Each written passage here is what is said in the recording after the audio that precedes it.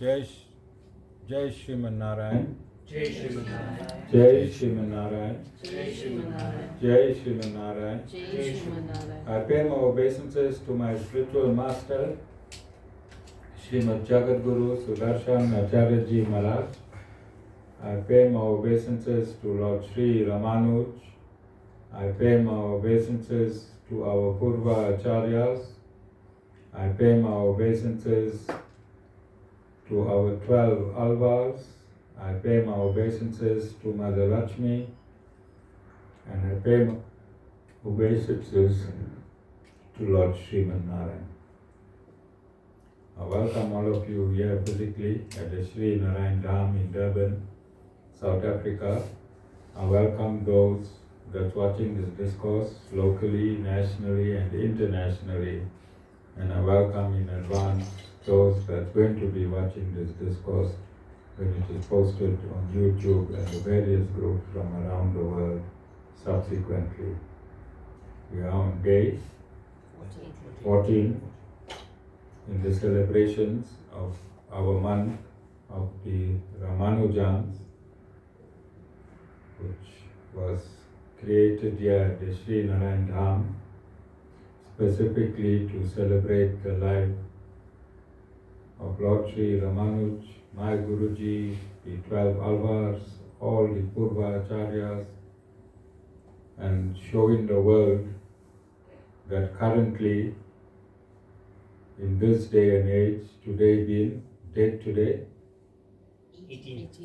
18th of May 2026, this is the only bona fide Sampradaya that exists on this planet, in this universe.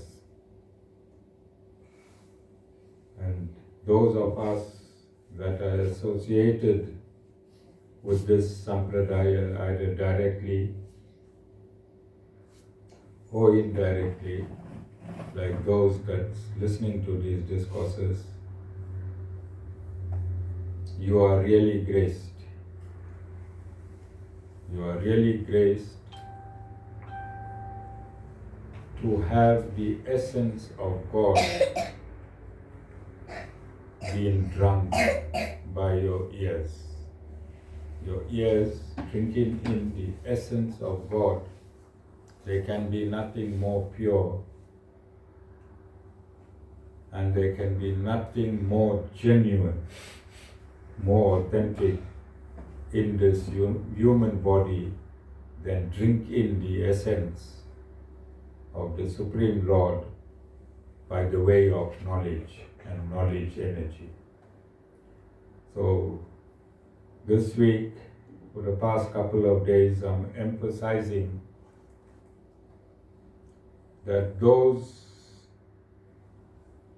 that's going to be listening or reading this discourse, you are the luckiest human on earth to have access to the purest information that exudes from the Supreme Lord continuously. This energy, this frequency, this Vedas, this knowledge that I'm giving you is expelled from the Supreme Lord as the source himself continuously as long as this creation exists. There is no shortage of the absolute truth. There is absolutely no shortage of the absolute truth. You just need to know where to look for it. And again, I'm stressing that the Sri Ramanuj Sampradaya or tradition or spiritual university is currently the only system in the world that is giving you absolutely pure wisdom. This wisdom is not tampered, is not tainted, is not tweaked, it's not hiding behind a philosophy. It is baked by God and given to you directly.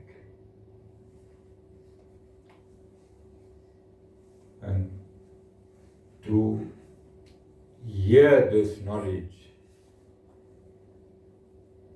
to be in my presence, and to be in my presence through hearing or seeing, then you must have done hundreds of lifetimes of righteous duty. Just to hear this, you have purified yourself over hundreds and hundreds of lifetimes. You have taken hundreds and thousands of incarnations as a human being to hear what I'm telling you.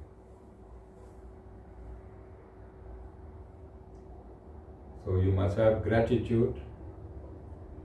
Those that's coming on this live, those that's coming on this live on social media, I think most of our people are on TikTok, Facebook, and later on YouTube.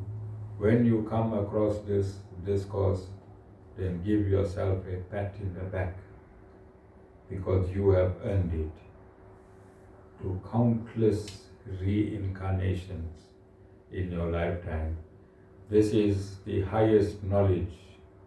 This is the purest knowledge that can be drunk by the ear of a human being. Nothing can replace this knowledge. And I'm going to continue drilling that into you until you understand your own importance, so that you can make decisions, informed decisions on how you program the rest of your life. And everyone in different levels will program their lives differently. We got Avirya. When he listens to this information, he'll program his life in a unique way. And we got his dad in the back there. When he takes in this information, he'll program his life in his own unique way. The absolute truth does not resonate with everyone in exactly the same level. So it's depending where you are in life and your state of purity, that information will enter you proportionately and allow you to negotiate your lifestyle in proportion to you intercepting this information. So as I said, the first thing you have to conquer is the mind. First thing you have to conquer is the mind. And if you want to understand the mind is like a wick in a key lamp. Mind is like a wick in a key lamp. When you light the wick of a key lamp, what will the wick reflect?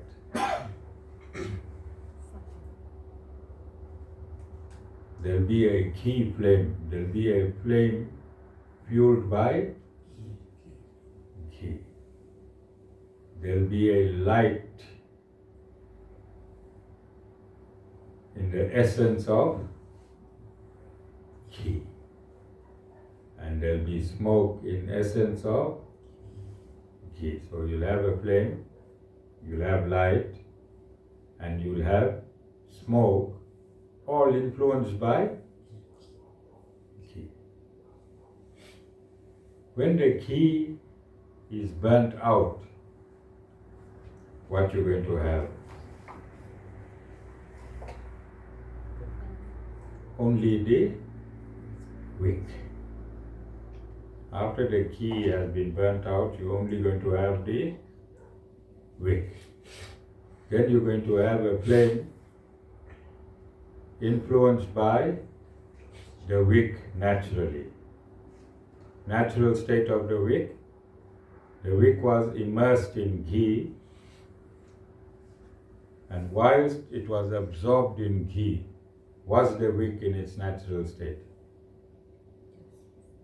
No. It was absorbed in ghee, so it gave you a flame, ghee. It gave you light emanating from ghee, and it gave you smoke emanating from, and it also gave you a smell emanating from. Are you understanding? Ghee influenced the wick.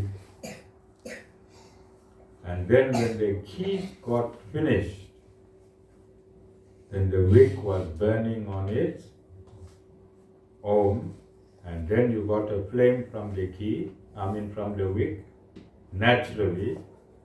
You got a light from the wick, naturally. You got smoke from the wick, naturally. And you got the smell of the wick, naturally. And then the wick got extinguished. Are you understanding? So similarly, your wick, which is the mind, your wick, which is the mind, is influenced by the ghee of Satagun, the ghee of Rajagun, and the ghee of Tamo. So if the ghee of Tamogun is in the lamp of your mind, which is the wick, then you're going to be influenced by the ghee of Tamogun. If you are in Rajogun, your wick, the mind, will be influenced by Rajogun. And if you are in Satagun, that wick will be influenced by Satagun. And when the wick burns out, there will be no influence. No influence. So we need to take, so every mind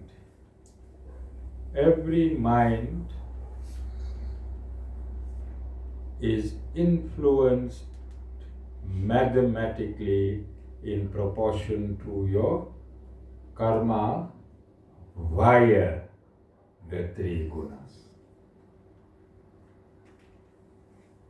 Your mind perpetually is computed by your karma in proportion to the three gunas. You can only influence one guna at a time. So you have three gunas, your mind is impelled by three gunas in accordance with your karmas, one guna at a time. That mind influences your entire structure and your chakras. That mind influences your entire structure and your chakras. Your karma is also embedded in your 7 chakras, and your mind calibrated in such a way to interface with your 7 chakras. And as long as you are not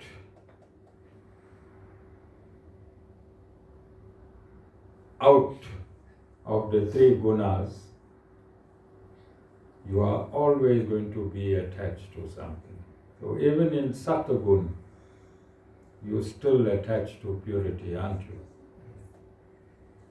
And goodness. You're attached to purity, you're attached to goodness, because these 3 gunas means ropes, and they are like 3 ropes intertwined in material nature, and they exist perpetually, and they are in your mind, and this is why we have these mantras. We have these mantras,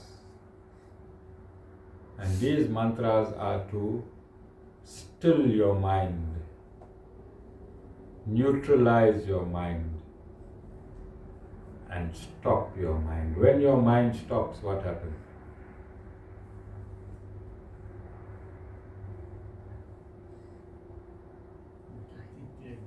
The soul pops up. The soul and the mind cannot exist at the same time. Whilst the mind is in charge, the soul is subdued. Whilst the mind is making all your decisions, the soul is captivated. The soul is lost. The soul does not know it exists. The soul does not understand its own existence. This is the job of the mind. The job of the mind is to spin you like a top. And I can see all of you still spinning long after the string has been pulled.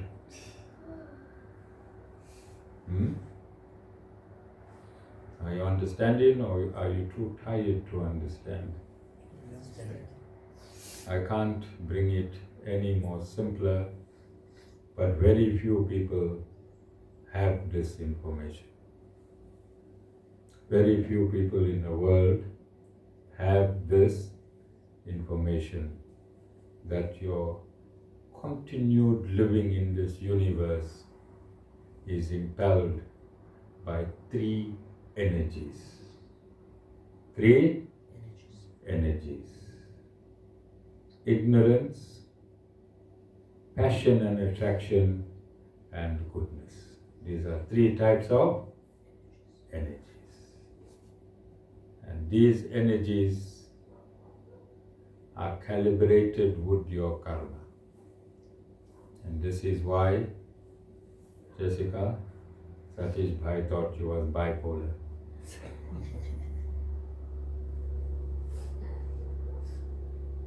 And Aviv thought Ashmika was multipolar.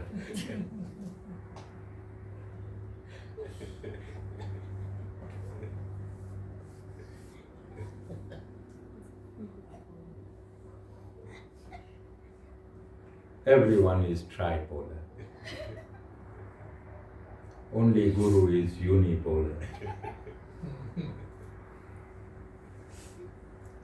Because Guru does not exist within the domain of the three gunas.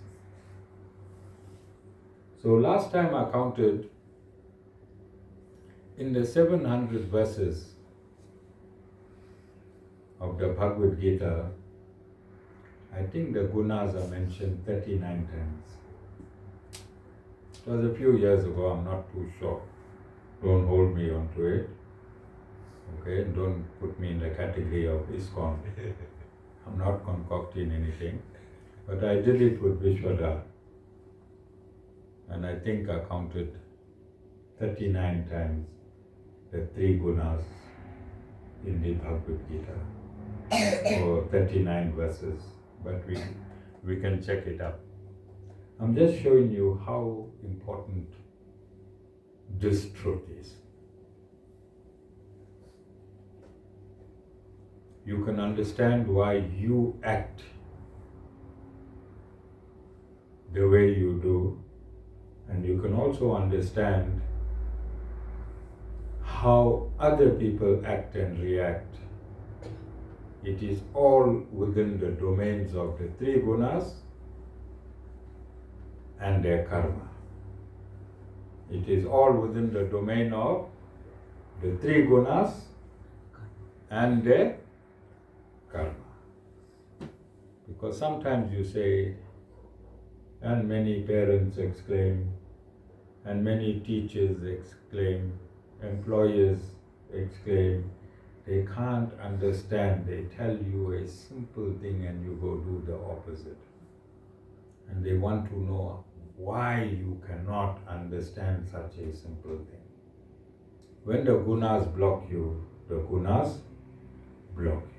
And if your karma is ordained for you not to understand simple things, then the gunas are going to act according to the instructions of the karmas. The karma is the supervisor, the guna act according to the influence of the karmas. So there is no retreat, no surrender, no retreat. Only way through is to start researching the works of Lord Sri Ramanuj. Start reading his works. Only his work has the key to take humanity out of the three gunas and the karma system. Only his works, his writings has the key to take man out of the influence of the three gunas and karma.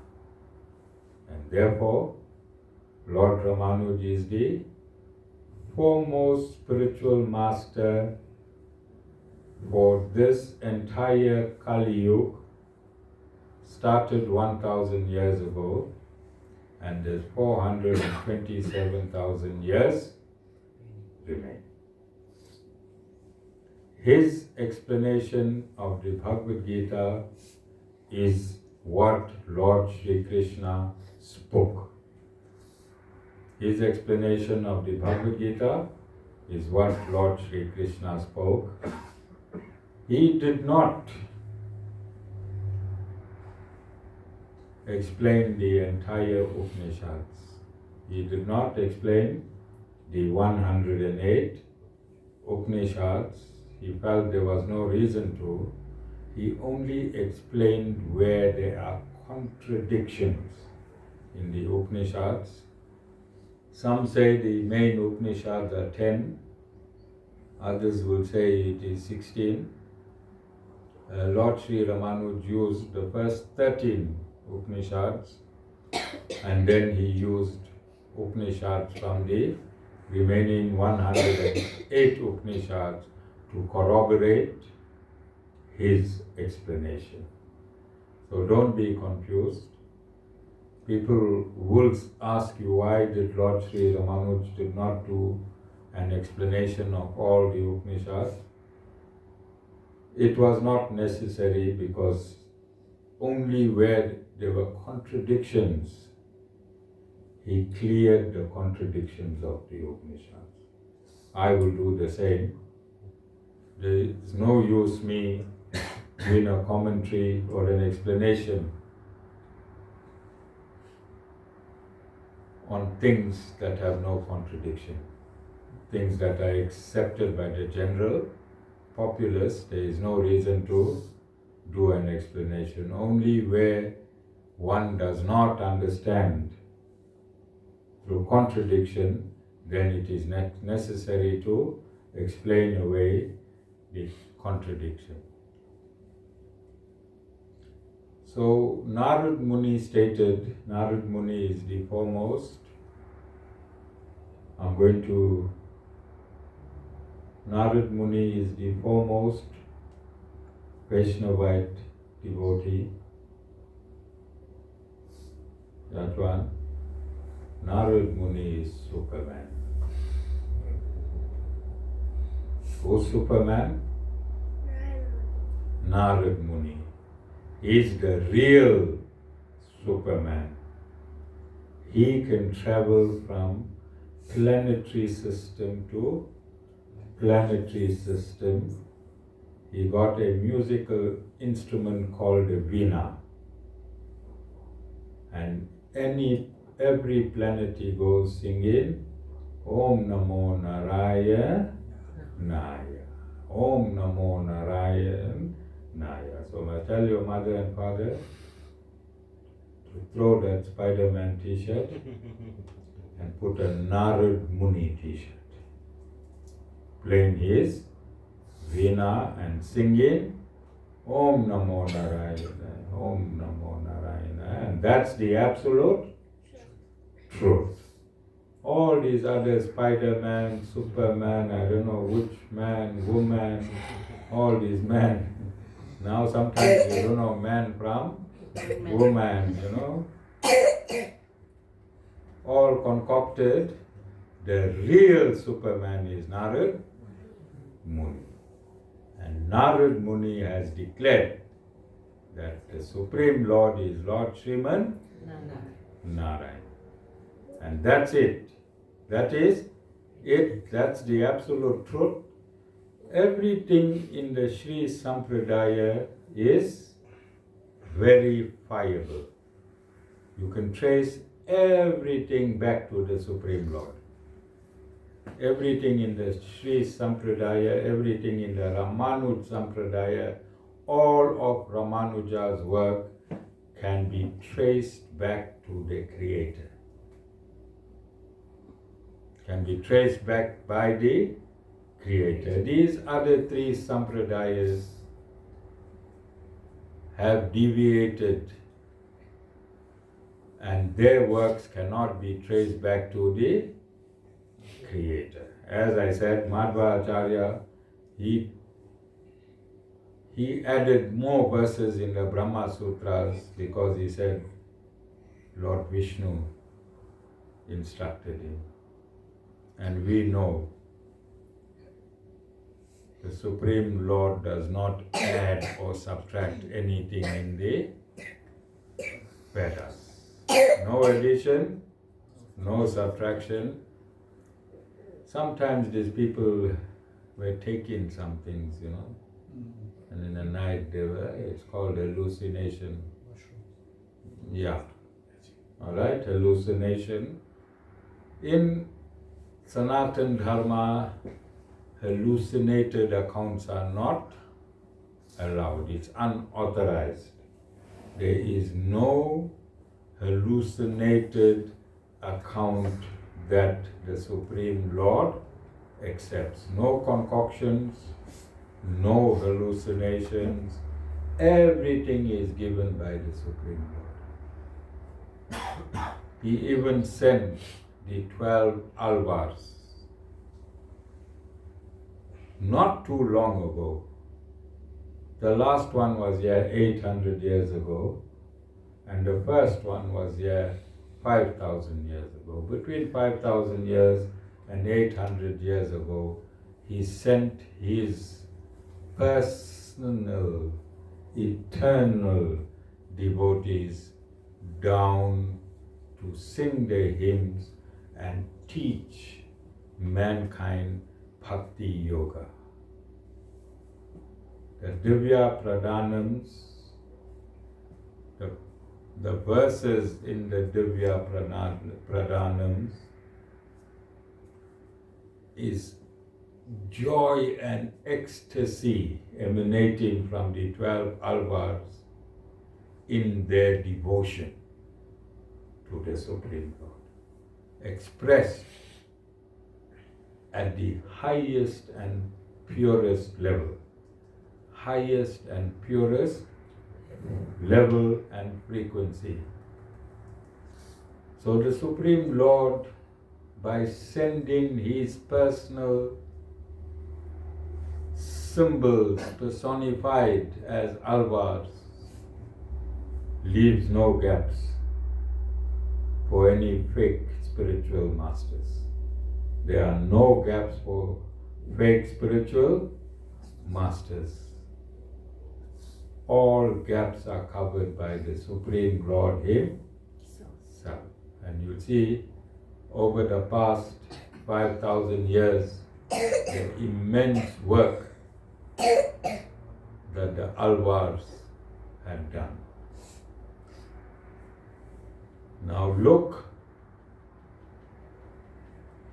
at the Brahma Samhita.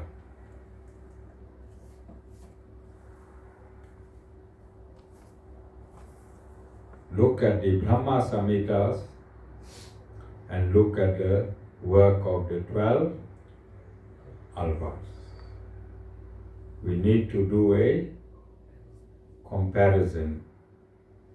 I am stating that whatever I say is the absolute truth, and I can back it up all the way back to the Supreme Lord. Lord Sri Ramanuj, 1,000 years ago, explained all the Vedic injunctions, and he backed it all the way to the Supreme Lord. The 12 Alvars are part and parcel of the Supreme Lord, aren't they? Yes. They are his symbols, and they are his commanders, they are his vehicle. They live with him eternally. They live with him eternally. Did I pass my time? Trisha? No. She's saying how many thousand? I'm difficult, yeah. Yeah, I know. Minutes. Yeah. I'm She's, just checking how many goes up in 5 okay, minutes. all right. She's counting. It's a good thing to I have count. an idea of Yes. Then you can make big eyes at the Guru. The Guru knows, right, 1,000 is rich. 100,000. Guru can start feeling hungry. Okay? So I want you to see this comparison. So they say Chaitanya Mahaprabhu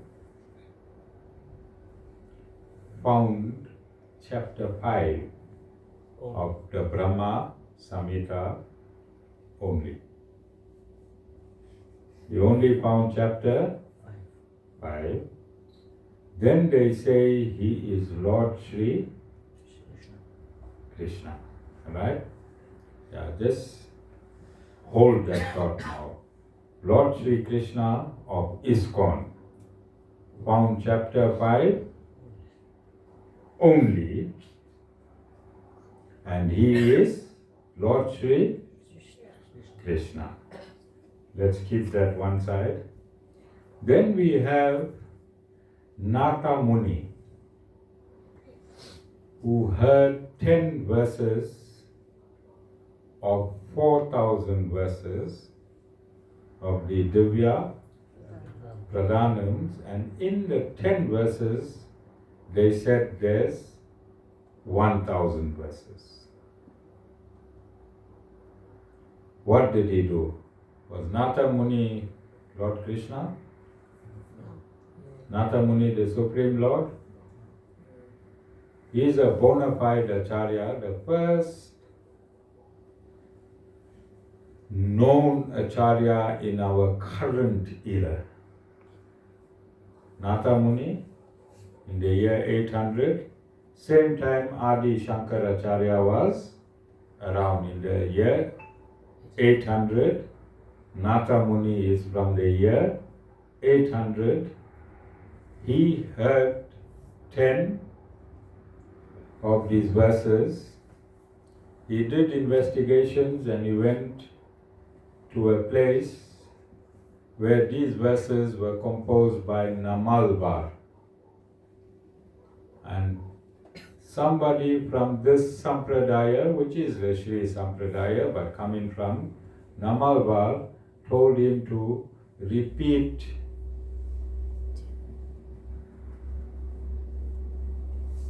a request thousands of times. Repeat a request for the remaining verses thousands of times. And Nata Muni sat there in that shrine. The Murti of Namalvar is in that shrine, and he went into an intuitive state, and ultimately he received the entire 4,000 verses. So the verses were not there. He heard 10 verses. He went into an intuitive state From the intuitive state, he found these verses through Namalvar, who had left this material universe, but he presented himself and gave these verses because these are transcendental verses. They come from the Lord's transcendental associates and eternal associates. If anything, if any knowledge is transcendental or eternal, it can be retrieved. Yes? How does this Acharya Shyam Ramanuj, who knows no Sanskrit, who's never been in a Gurukul, who never met his Guru personally, whose first language is English, whose second language is English, whose third language is English, whose fourth language is English, all his language is English. How did this Acharya Shyam Ramanuj download the Vedas?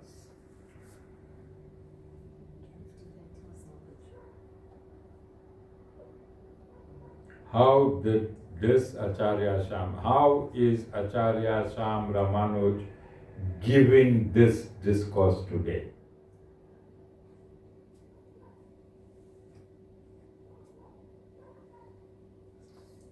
The Guru is bona fide and transcendental and eternal. Guru is bona fide, transcendental and eternal. The knowledge is transcendental and knowledge is eternal. The frequency of the Guru can download directly from the frequency of the knowledge because Guru and knowledge is on the same plane. Guru don't need language because I explained to you knowledge at its first level is pure consciousness, undifferentiated consciousness. Saints and sages download this knowledge, which is in undifferentiated, absolute, pure consciousness, to the next level, which is called the intuitive level. From their saints and sages receive this knowledge in color and form. Receive it in color and form, not in word. And then, in the next stage, through mental discussions, they formulate it into an inaudible discussion, and then at the last stage, it is transposed in word and writing.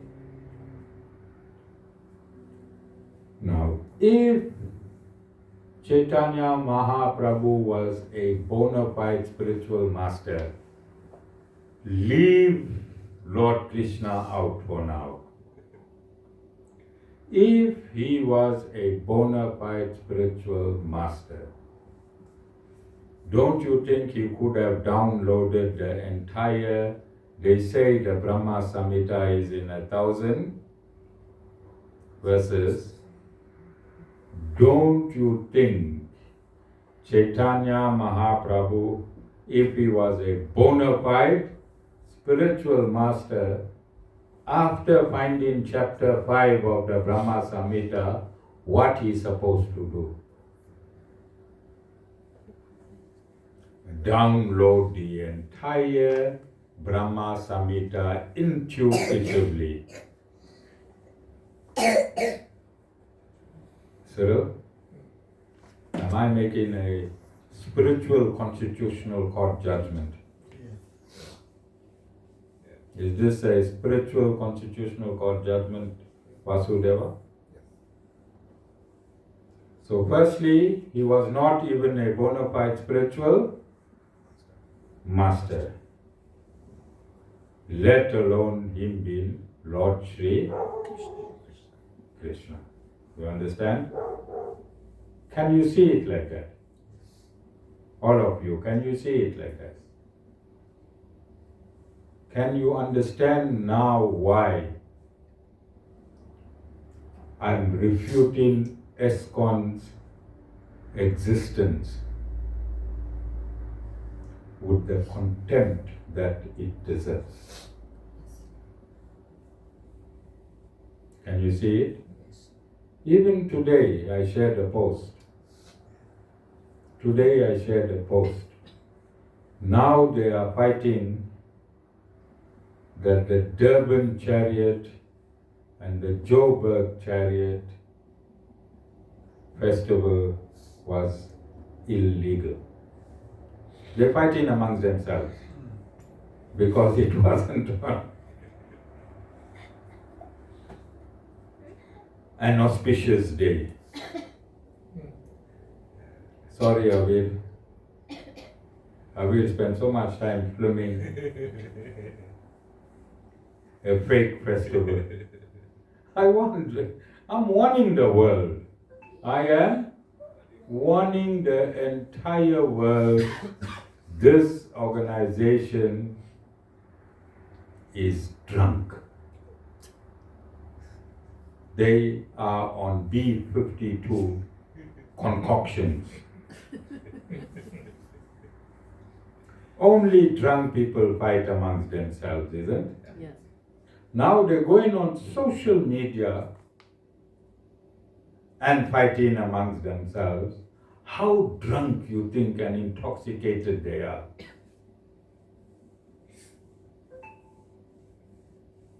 We won't say B-52, let's say D-52.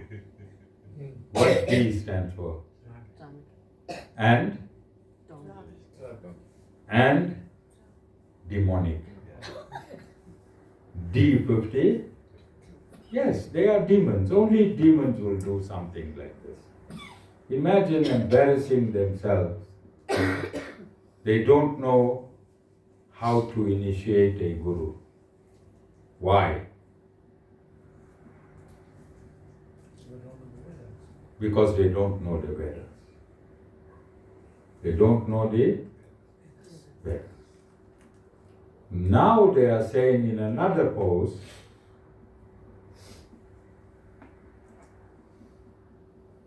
that Swami Prabhupada's last instructions when he died was written by the CIA.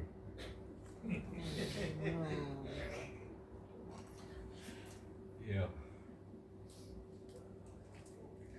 I'm feeling drunk reading these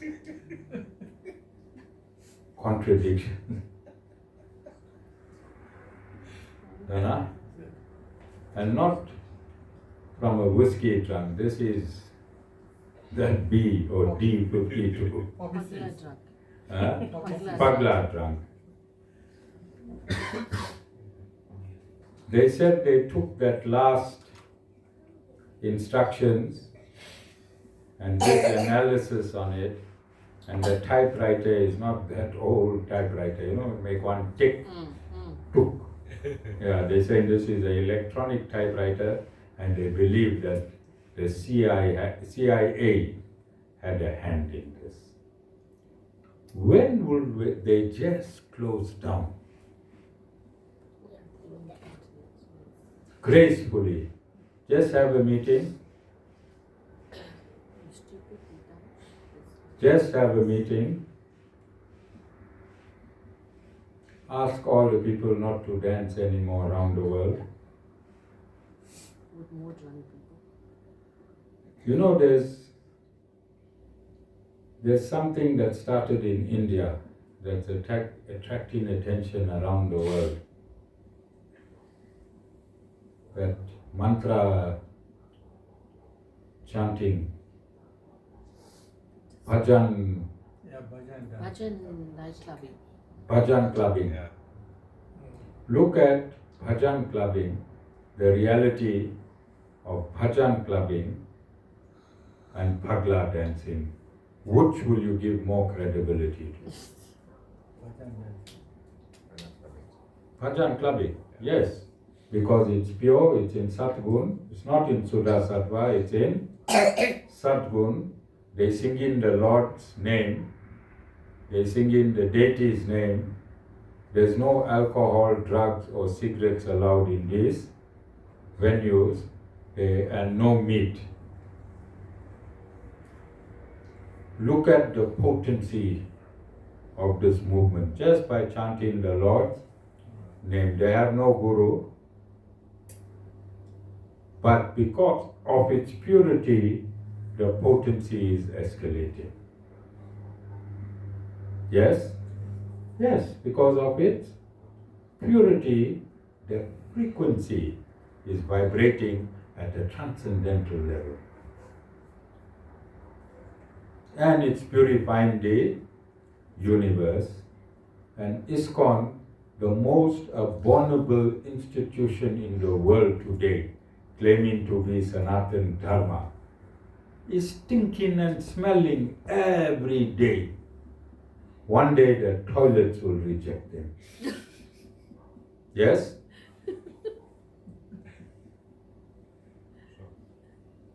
Yes or no? Yeah. So you understand the Guru's displeasure and the Guru's difficulty in expressing Sanatana Dharma whilst ISKCON is existing, contradicting everything that I'm preaching. Because the Vedas is absolute. There's no contradiction in the Vedas. The Vedas is the absolute truth. And then we have this institution that's in contradiction with the Vedas and in contradiction with themselves on a daily basis. They are so demonic that they can go and fight on social media. They can go and fight on YouTube. They can go and fight on Google. They can fight on Facebook. Is that not demonic? Can there be any contradiction in spirituality? Spirituality does not allow contradiction. How many ashrams in the Sri Sampradaya?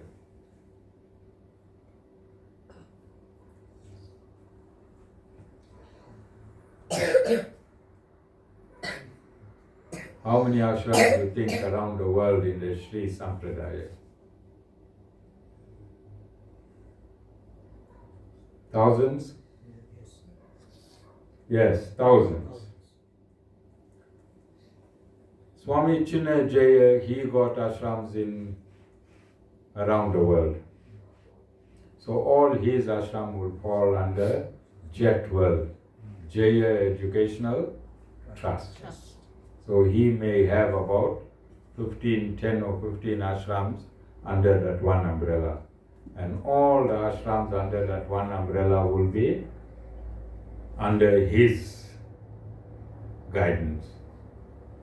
Then the rest of the ashram are individual ashrams. Initially when I started, I was Siddhartha Center, South Africa. You'll see on my old postings, Siddhartha Center, South Africa. And when the problem happened at the Sri Siddhartha Ashram in India, when the brothers started fighting, Guruji instructed me to become independent. And that's when I formed the Acharya Shyam Ramanuj Foundation under my Guru's instructions. So I am independent, And there are over 1,000 independent Sri Vaishnava Sampradaya ashrams. How are we running so successfully? How are we running without any contradiction? Why are we not contradicting each other in any way? We all are from the Sri Sampradaya. Why are we not in contradiction? Because we're not following one man. We're following Lord Sri Ramanuj. You can follow Lord Sri Ramanuj from any part of the world. Spirituality is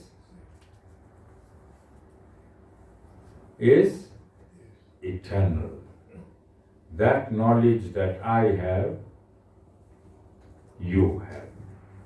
The 1,000 ashrams in the Sri Sampradaya have exactly the same knowledge. If you have the same knowledge, there'll be no contradiction, there'll be no fights.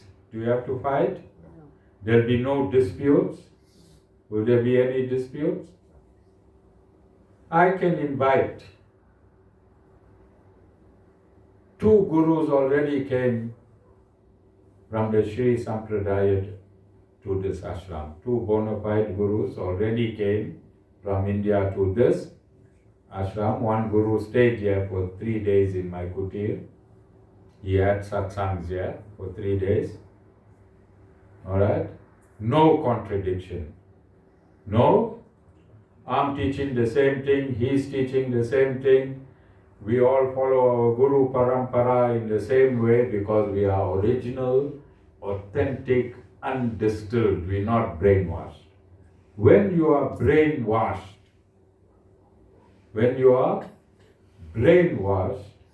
then you don't know where to find a solution.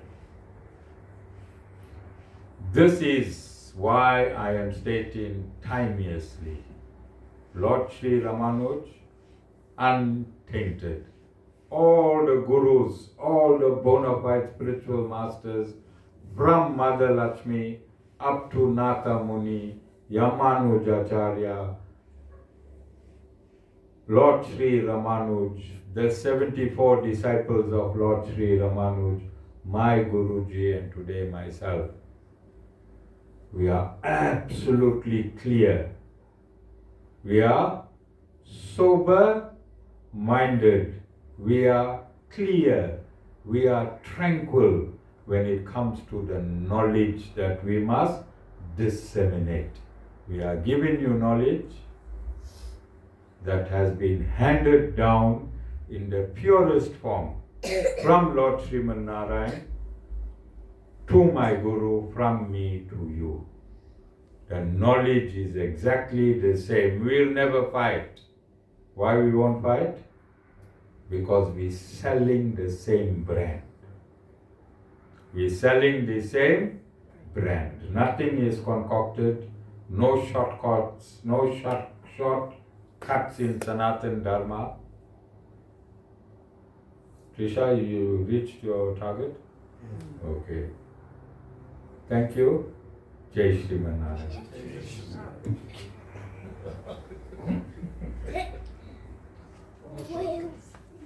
No shortcuts. 109.